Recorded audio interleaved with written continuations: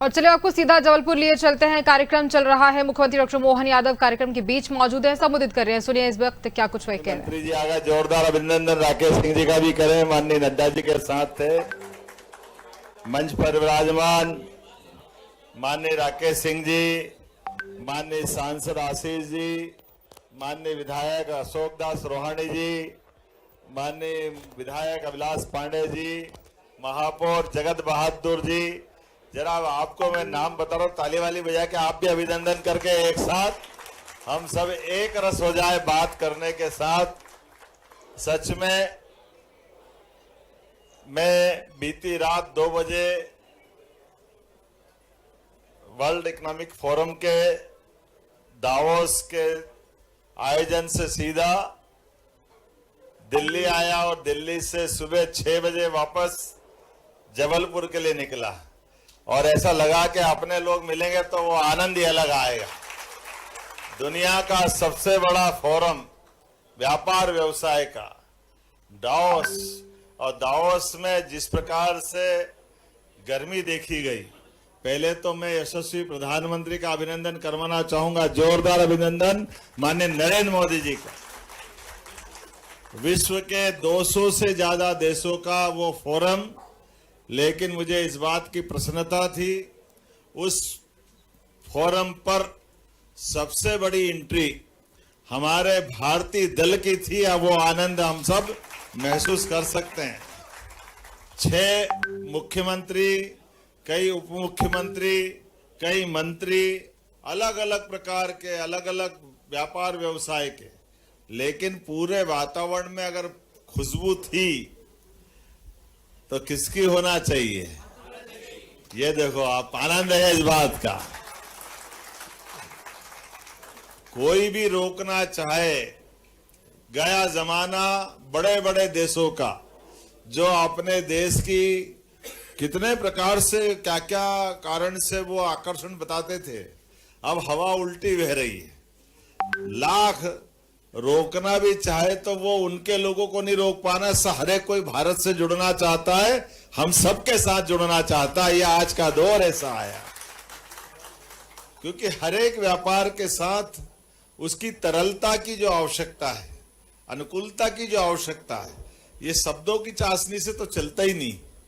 और परमात्मा की दया से यशस्वी प्रधानमंत्री के नेतृत्व में कहां भारत का 2014 के पहले का परिदृश्य, कल्पना करें अपन, भारत का नंबर किधर से आएगा हिसाब लगाने में, आबादी तो इतनी बड़ी, लेकिन अब जो समय चला है उस समय में भी एहसास कैसा हो रहा है कि हम सब देख रहे हैं, उत्तर दक्षिण पूरब पश्चिम चारों तरफ से, चाहे चाइना से हो, अमेरिका से हो, इंग्लैंड से हो, जर्मनी से हो, जापान से हो, हर एक तरफ से हर एक कोई फोरम दौड़ दौड़ करके भारत के साथ जुड़ना चाहते हैं। टेक्नोलॉजी का समय हो, आज का दौर तो और अद्भुत है, माइनिंग का सेक्टर हो, हर एक सेक्टर में बड़े पैमाने पर, एनर्जी के सेक्टर में भी जब हमने अपनी बात कही, और मध्य प्रदेश की हवा भी ऐसी फैली है 2 साल के अंदर कि देश ने दुनिया में मालूम पड़ गया, हर एक कोई दौड़कर मध्य प्रदेश से जुड़ना चाहता। जिस प्रकार का समय आया, वास्तव में उस वातावरण को देख करके अपनी सरकार के गठन के बाद सभी प्रकार के प्रबंधन जो किए गए, अभी मैं केवल एक एनर्जी सेक्टर की बात सुनाता हूं। भारत सरकार के नवकरणीय ऊर्जा के मंत्री माननीय प्रहलाद जोशी जी, वो हमारे सत्र में आए थे, और जब ये बिजली की बात निकलने लगी, नवकरणीय ऊर्जा आज के जमाने में बड़ा आकर्षण है इस बात का, तो एक बड़े राज्य के मुख्यमंत्री मेरे पास बैठे थे और एक बड़े आईएएस अधिकारी वो भी आए, और उनने कहा कि नवकरणीय ऊर्जा, और ये बात भी सत्य कि दुनिया के अंदर ऑर्गेनिक सब प्रकार की चीजों में अब आजकल ये ऊर्जा का भी बहुत महत्व है। ऐसे में हम प्राकृतिक आधारित ऊर्जा से जो बिजली बनाते हैं, विंड से बनाए, सोलर से बनाए, पावर स्टोरेज आजकल एक बहुत अच्छा सेक्टर है, लेकिन थर्मल के लिए अभी बिजली का जो पावर का कीमत है वो प्रति यूनिट बिहार के अंदर 7 रुपया है, कहीं 8 रुपया है, कहीं 6 रुपया है, और अपने यहाँ नवकरणीय ऊर्जा के लिए भी अलग अलग प्रकार के रेट 5 रुपए से ऊपर ही है। लेकिन मुझे इस बात की प्रसन्नता जब बताया कि 2 रुपए 10 पैसे मध्य प्रदेश बिजली दे रहा है तो लोग आश्चर्य से डूब गए कि ये क्या हो रहा है।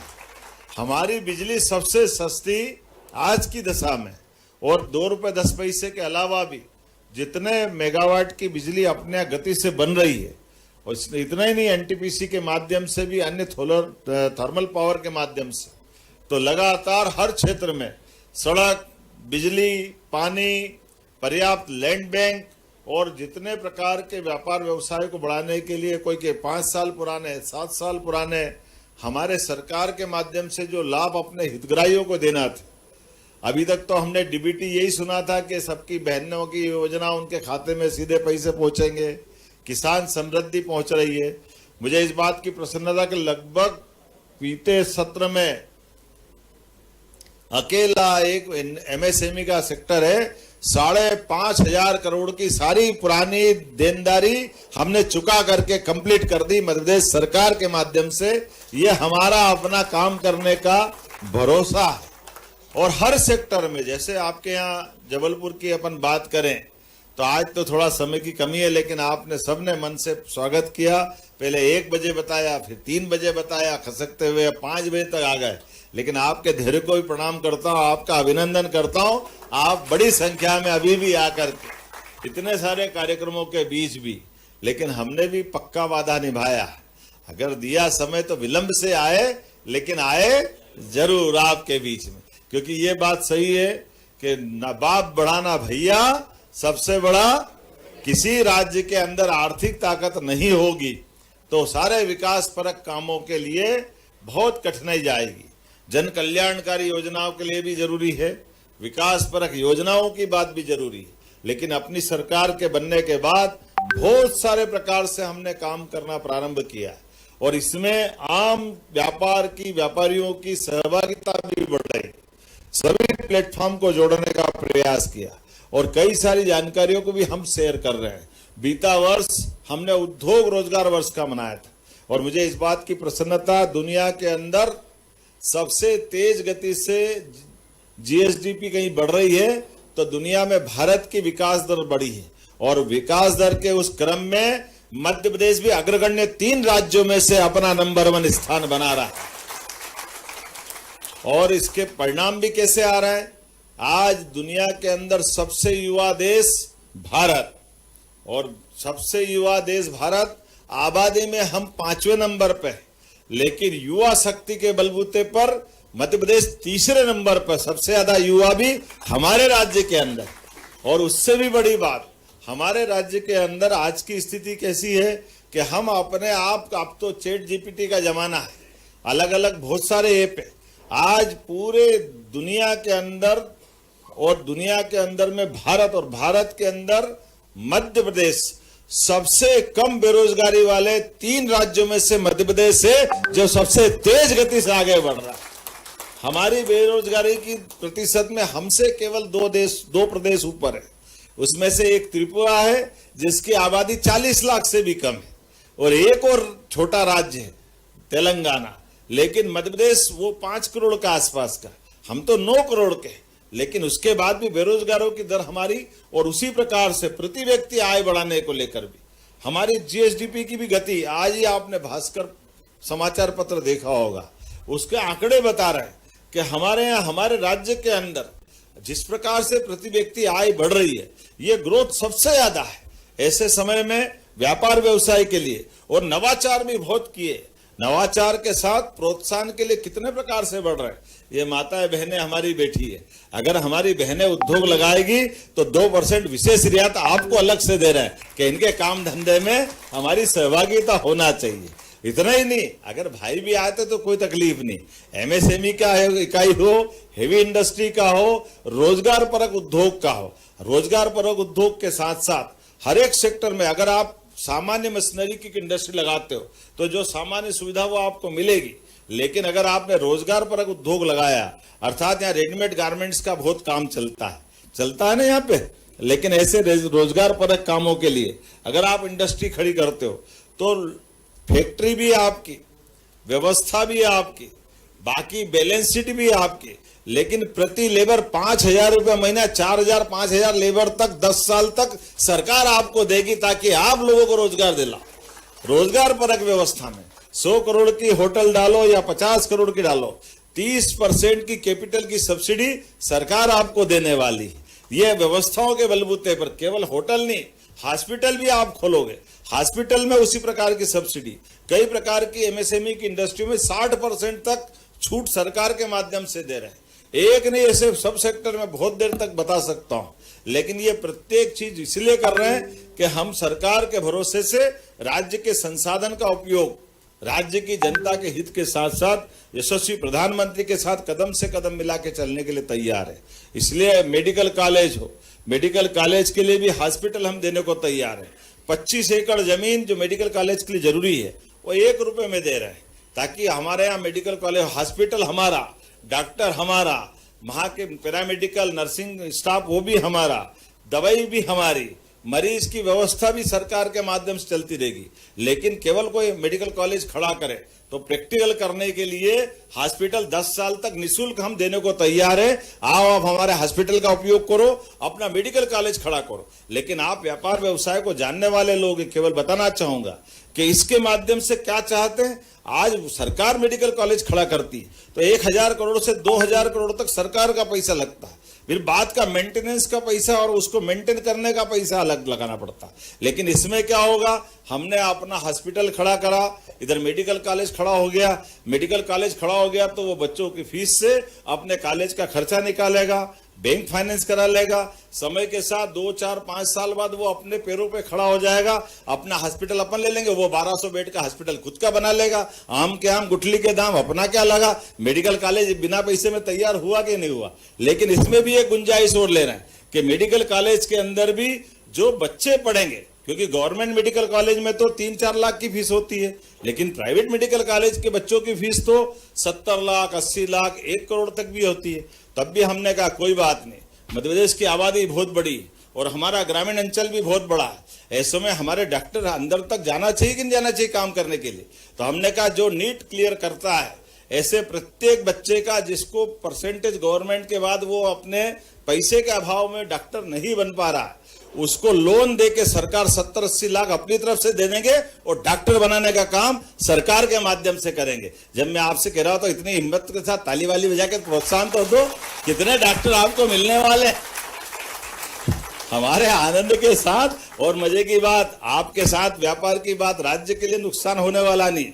डॉक्टर को हमने लोन देके डॉक्टर बना दिया, 70 लाख 80 लाख जो लगेगा सरकार का लग जाएगा। जब वो डॉक्टर बन के निकलेगा तो उससे बांड भरा लेंगे कि भैया 5-7 साल नौकरी कर लो, जनता की सेवा करो, हमारे पैसे हमको दे दो, वो जीवन भर आप अपनी डॉक्टरी करते रहो, तो हमारा काम भी हो जाएगा, सरकार का काम भी हो जाएगा। होना चाहिए कि नहीं होना चाहिए। तो प्रतिभा को आगे बढ़ने का मौका भी दे रहे, सरकार की सुव्यवस्था भी बना रहे। इसी प्रकार से दुनिया के अंदर सबसे तेज गति से मेडिकल कॉलेज अगर कहीं खुल रहे हैं तो हमारे यहाँ खुल रहा है। अब तो हेम मॉडल पे हमारे मंत्री जी बैठे हैं, सारे राज्यों के अंदर अपने अलग अलग प्रकार के, जैसे गडकरी जी कहते हैं, आजकल तो हमारी सरकार के अंदर एक कंपटीशन हो रहा है कि पहले भारत सरकार रोड बना करके और टोल लगा करके रोड तेजी से बना रही थी।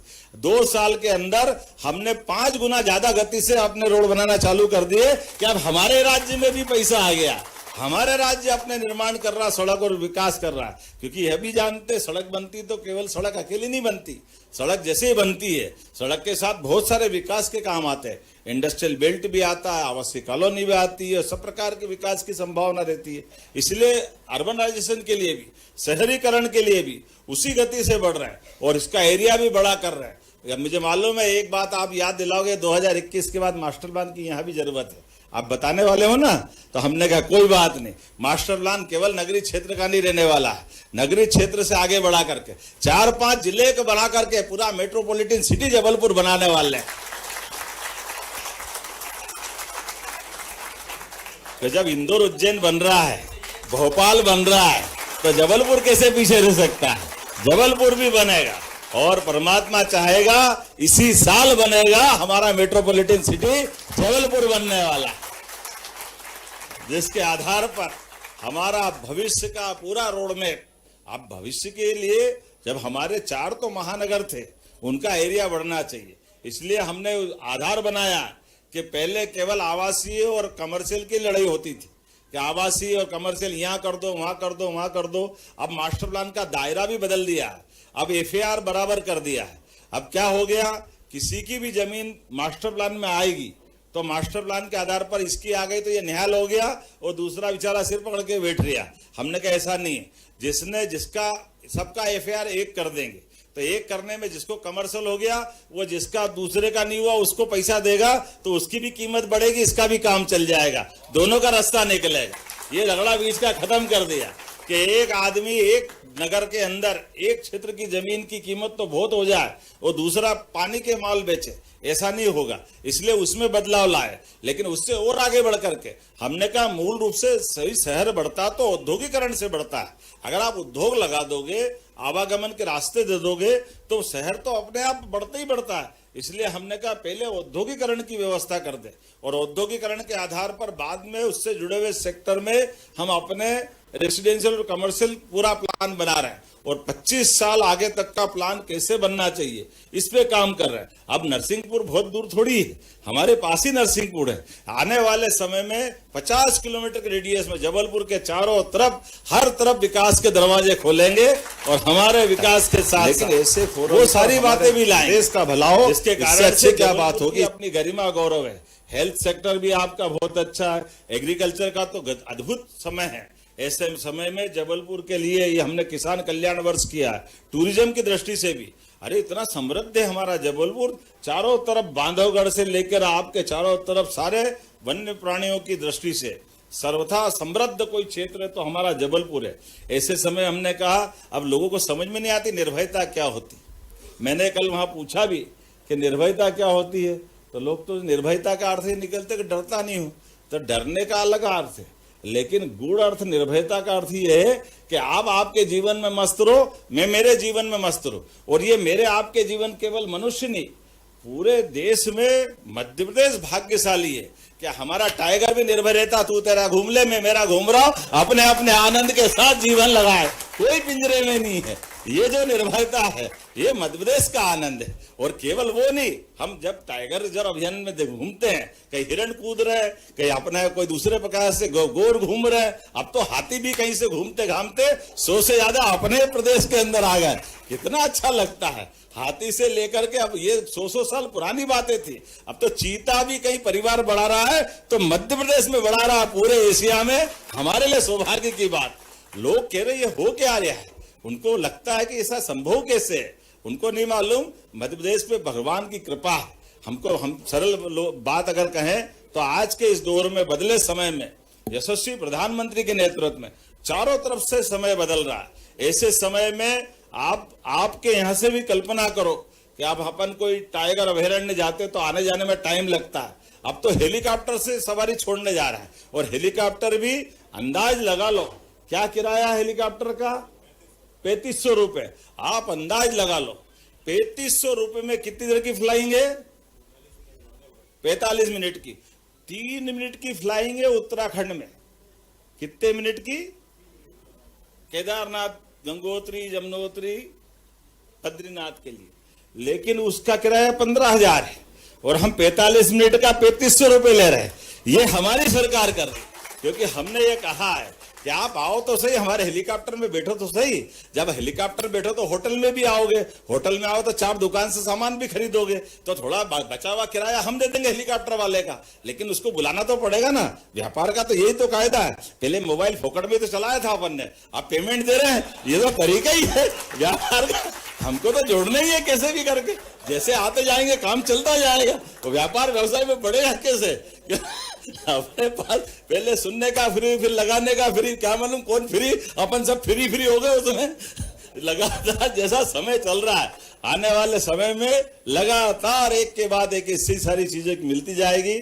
लेकिन आज तो मैं आपके बीच में सच में अभिनंदन करने आया हूं, क्योंकि देश का मान सम्मान बढ़ाने के लिए आज का समय ये मोदी जी के नेतृत्व में भारत का समय है। हमें इस बात का आनंद है, गर्व से कहे हम भारतीय हैं। मुझे मालूम है जब दावोस के अंदर जब हमारे लोग घूम रहे थे तो दावोस छोटा गांव है, दूर दूर तक अलग अलग एक एक होटल को उनने अपने आप का हाउस बना लिया देश वालों ने।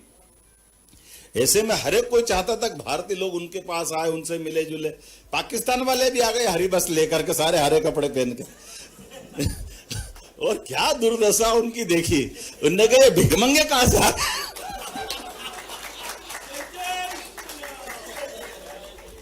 और बड़े मियाँ तो बड़े मियाँ, छोटे मियाँ सुभान अल्लाह, बांग्लादेश भी लग गया पीछे। अपन ने कहा ये इनके हाल पे छोड़ो, अपन तो अपनी मार्केटिंग करो। 5 दिन का मेरा समय था, संयोग से मुझे राष्ट्रीय अध्यक्ष के चुनाव में रुकना पड़ा, तो 1 दिन का टाइम मिला। 1 दिन के टाइम में अपने अधिकारी चले गए थे, उनने हमारे मंत्री वो साथ में 4 दिन से वहां व्यापार व्यवसाय की बात कर रहे थे, लेकिन कितना व्यस्त रखा भारतीय समय के हिसाब से। सुबह 9 बजे से रात की 2 बजे तक नॉन स्टॉप इतने कार्यक्रम बने कि पूरा पैक कर दिया। लेकिन मजा ऐसे आया कि चलो अपना समय चला जाए, लेकिन ऐसे फोरम पर हमारे प्रदेश का भला हो, इससे अच्छी क्या बात होगी। इसलिए 1-1 मिनट का सदुपयोग करते हुए सही अर्थों में उसी प्रकार से आगे बढ़े जिस प्रकार से मध्य प्रदेश को हम सबको कटिबद्ध होकर बढ़ना पड़ेगा। आज के इस अवसर पर मैं अपनी ओर से आप सबका पुनः अभिनंदन करता हूं, हृदय से वंदन करता हूं। थोड़े समय की कमी पड़ गई, सुबह से वो हेलीकॉप्टर हवाई जहाज का सबका समय FATL का रहता है, उसके बाद वो उड़ाते नहीं, तो एक संकट उसका आया। तो हमने इसीलिए कहा कि थोड़ा सा इसको भी छोटा करेंगे, लेकिन राष्ट्रीय अध्यक्ष जी चूंकि उस कार्यक्रम में जाने वाले हैं, तो हमने कहा यहाँ से आपसे निकल के वो कहाँ जाना अपने को, तो वो ग्वारी घाट, और उसके बाद फिर वापस बरमान घाट, नहीं उसके बाद अरे वो कहाँ आरती होगी, है ना। तो हम तो ये मान रहे कि आज से नर्मदा जयंती हो रही, इसका आनंद ले रहे हैं अपने बसंत पंचमी के दिन माँ नर्मदा की कृपा से। इससे अच्छा आनंद क्या होगा।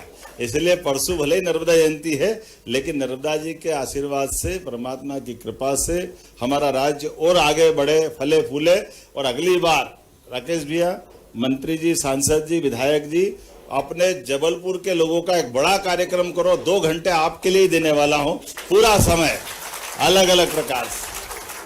जैसे हमने शुरुआत की थी जबलपुर रीजनल कॉन्क्लेव करते हुए, बड़ा माइलस्टोन था, और अब की बार हम एग्रीकल्चर का भी अलग से करने वाले हैं, ताकि यहाँ पर फूड पार्क भी बने। मटर बहुत अच्छा होता है, अभी समय चल रहा है, इसका मजा आता है। हमारे किसानों की मेहनत से जो फसल का उत्पादन होता उसका सही दाम उन तक मिले, सब प्रकार के वातावरण, केवल एक नहीं, इसी प्रकार से आपके रेडीमेड गारमेंट्स वाले मामले बहुत संभावनाएं, बड़े पैमाने पर बहुत सारे प्रकार के लाभ अपन देने वाले हैं।